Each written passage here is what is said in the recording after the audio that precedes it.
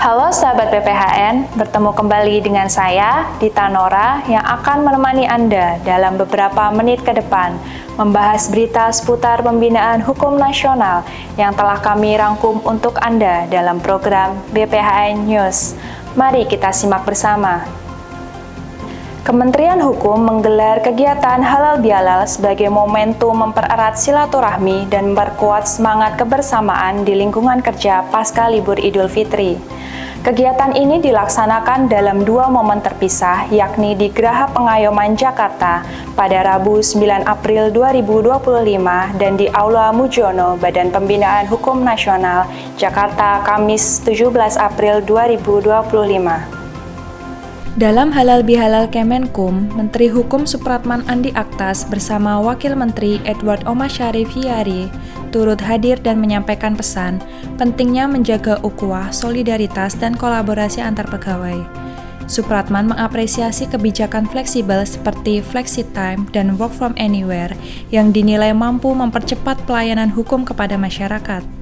Ia juga menekankan pentingnya aspirasi pegawai sebagai pijakan dalam merumuskan kebijakan instansi. Sementara itu, halal bihalal di lingkungan BPHN menghadirkan momen istimewa dengan kehadiran pengurus dan anggota paguyuban pensiunan BPHN. Kepala BPHN Min Usihen menyampaikan apresiasi dan permohonan bimbingan dari para pensiunan guna menjaga marwah serta memperkuat kinerja lembaga sesuai visi awal pembentukannya. Ketua Papensi BPHN, Abdul Wahid Marsu, juga berharap agar para pensiunan tetap terlibat aktif dalam pengembangan kelembagaan. Selain diisi dengan tausiah keagamaan dan penyampaian aspirasi pegawai, kegiatan halal bihalal ini menjadi sarana refleksi dan penyatuan komitmen untuk terus meningkatkan kinerja dan pelayanan hukum kepada masyarakat. Dengan suasana hangat dan penuh kekeluargaan, kedua kegiatan ini menegaskan pentingnya nilai-nilai spiritual dan sinergi dalam membangun kelembagaan yang profesional, humanis, dan berintegritas.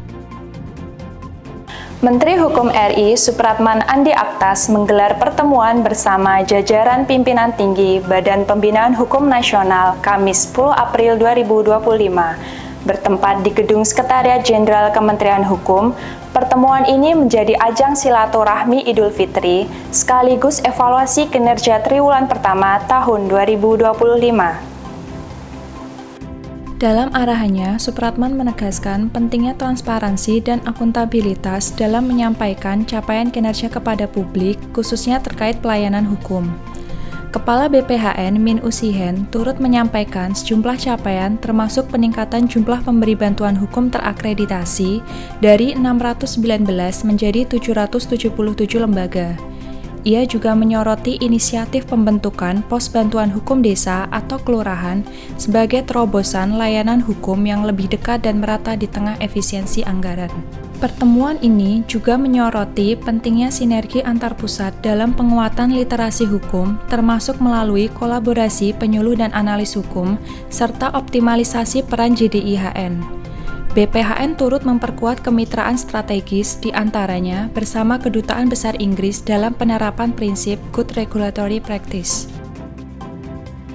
Pendaftaran Peacemaker Justice Award 2025 resmi ditutup pada 27 Maret lalu.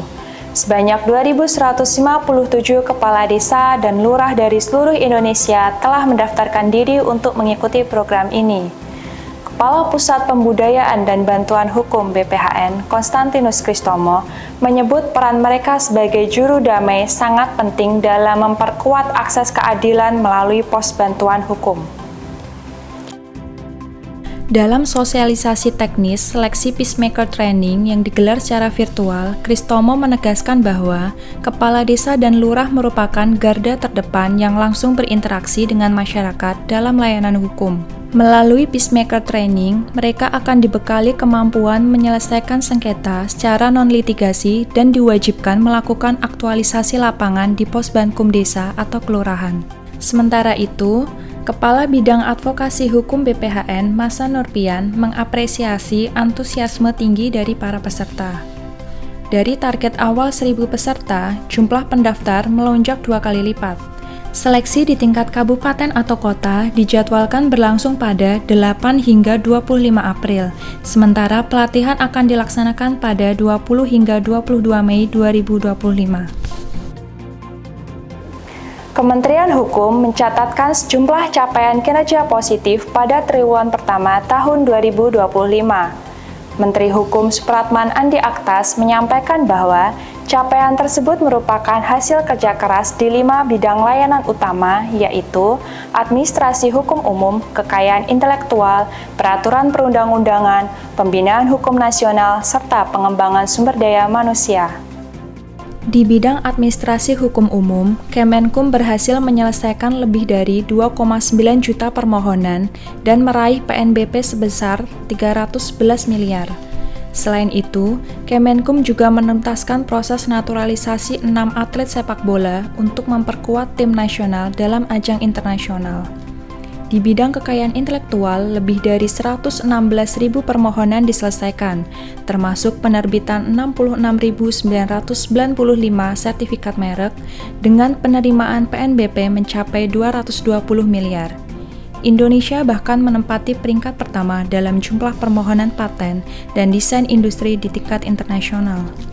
Sementara itu, di bidang peraturan perundang-undangan, Kemenkum menyiapkan 8 RUU prioritas dan 3 RPP untuk pelaksanaan KUHP baru. Sebanyak 2.179 harmonisasi peraturan telah diselesaikan, ditopang oleh inovasi e-harmonisasi yang mempercepat dan mempermudah proses pengajuan secara daring.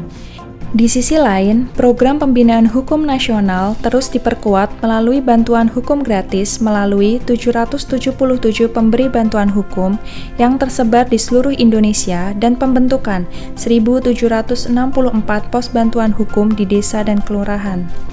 Untuk mendukung literasi hukum, Kemenkum juga mengembangkan jaringan dokumentasi dan informasi hukum nasional yang kini telah menghimpun lebih dari 658.000 dokumen.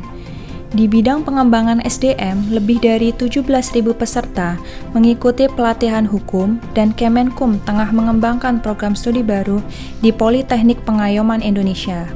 Menteri Supratman menegaskan, seluruh capaian ini tak lepas dari transformasi digital yang ditargetkan rampung pada 2026 untuk menghadirkan layanan hukum yang cepat, efisien, dan inklusif. BPHN terus mendorong peningkatan kualitas regulasi nasional melalui penyusunan pedoman analisis dan evaluasi hukum terhadap peraturan perundang-undangan.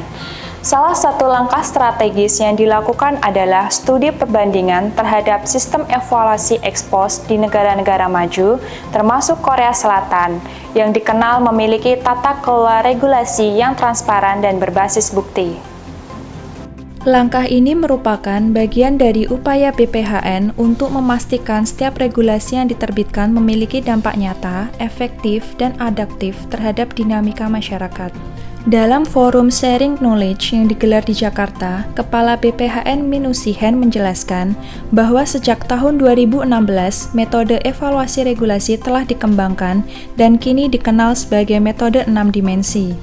Metode ini digunakan untuk menilai regulasi dari berbagai aspek substansi, efektivitas, hingga keterjangkauan implementasinya. Di sisi lain, Korea Selatan tengah menjalankan proyek Post Implementation Review atau PIR yang mencakup analisa mendalam oleh lembaga independen seperti KIPA dan KDI, serta evaluasi internal oleh kementerian yang kemudian ditinjau kembali secara objektif sebelum diserahkan ke Otoritas Reformasi Regulasi tingkat nasional.